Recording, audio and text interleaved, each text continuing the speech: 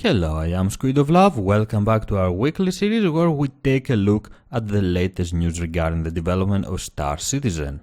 After that amazing Gamescom presentation, everybody is still talking about the Alpha 3.0, the cool new features that will add in the persistent universe, and of course how much better it will make our experience in the Star Citizen universe. Along with the new locations, NPC, and the new types of missions that we will get with the Alpha 3.0, trading and other activities will make their first steps in the persistent universe. And this is absolutely amazing because players will not only have more opportunities to make profit and enjoy their time in Star Citizen, but will also be able to carve their own path and create their own story.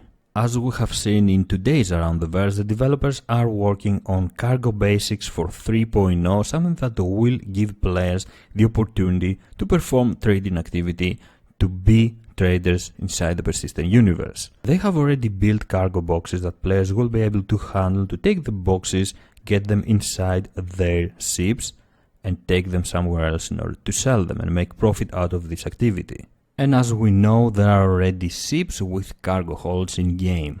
Taking cargo boxes with your character and placing them inside your trading vessel will be possible for players, but this is not going to be the standard procedure for a trader.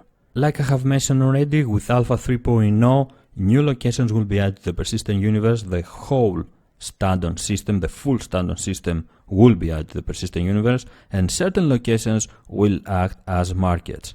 Markets that players can visit and perform trading. Places like Port Olisar, Grim Hex, and later Levski will be such places that players can go, perform their shopping, take goods from one of these areas, deliver it to another, and make some profit out of this transportation. Whenever a trader is visiting one of these locations in order to acquire some goods and deliver them somewhere else for profit, this process will be done through a computer.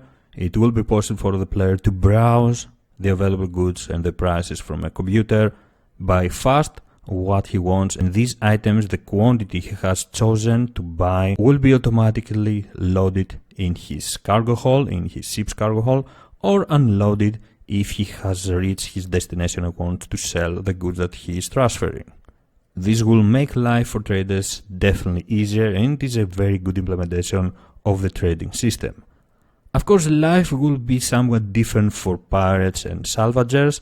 They will have to take cargo boxes one by one from the ship that they have discovered, if we are talking for a derelict ship, or they have boarded, if we are talking about pirates.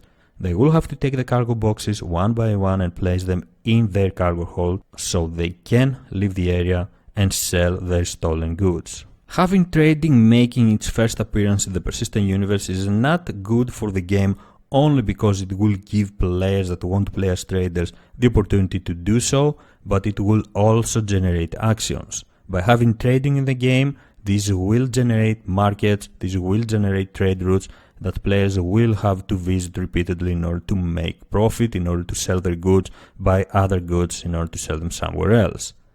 These trade routes will attract pirates, and this is exactly what will create action around the universe of Star Citizen. Traders will have to protect their cargo from pirates, so they will have to hire mercenaries. And of course, because traders and mercenaries will not always be able to defend themselves, bounty hunters will make their appearance and join the party, hunting down the pirates that have stolen cargo from someone else. Trading is a very important addition that will give life to the persistent universe of Star Citizen and will make this game a lot more enjoyable, and this is exactly why I can't wait for Alpha 3.0. But there are other news we have to discuss. Let's go ahead and talk about the Ursa rover a bit. The Ursa rover is an amazing ground exploration vessel that will complement vessels such as the constellation Aquila and increase your exploration capabilities. Although the cockpit of the Ursa rover consists of two chairs where the pilot and co-pilot can sit, it can carry more players, it can carry more from your crew if you want to take them with you, and this is because in the cargo area there will be seats where they can be seated, and of course weapon lockers where they can arm themselves and participate in combat in case you are chased down by shady characters or simply someone that wants back what you have stolen from him. Something funny about the Ursa is the fact that it doesn't fit in the Constellation cargo hold as it is right now, and this is exactly why the developers are working into making it more compact so we can get inside the Constellation and perform exploration with it when we land on an unknown planet. In order to achieve this, the wheels of the Ursa rover will have the ability to fold, and it will also bear deployable turrets. In that way, it will be possible to get it inside your Constellation and go out there, perform exploration without any real problem. Having the Ursa rover is going to be essential for every explorer, for every group that wants to perform exploration, and this is simply because it will increase your operational range and it will make it possible to explore a certain area faster and find more points of interest. It will even be possible to coordinate your actions between the Ursa rover and the mothership. This is exactly why I believe the Ursa rover but also the Dragonfly are going to be essential tools for all explorers, for everyone that loves exploration. And of course, last but definitely not least, derelict ships, damaged capital ships, and how they will enrich the Star Citizen universe, how they will make our experience much better.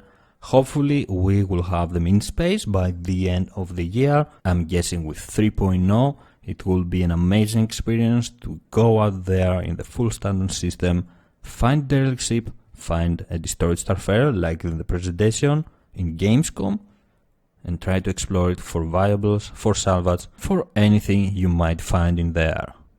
And it will be much more impressive to find one of these destroyed vessels on ground, on an unknown planet while you are performing exploration. This is not going to be easy, and unfortunately we might not get it quite soon, at least as soon as we will get them in space, and this is because we have to wait for the planetary tech to be more on board so the developers can work with how to blend these derelict ships with the environment, with the terrain. It will be really impressive to see a decayed destroyed vessel, a decayed starfarer in a different terrain such as desert or a swamp.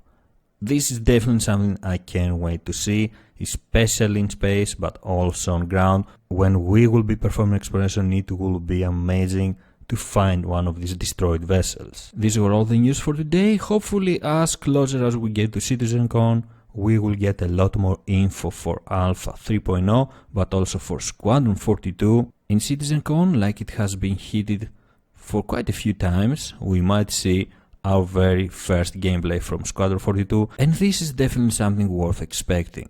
Thank you very much for joining me. If you enjoyed the video, please don't forget to leave a like and subscribe for more. I am SquidofLove, and I will see you next time. Bye bye.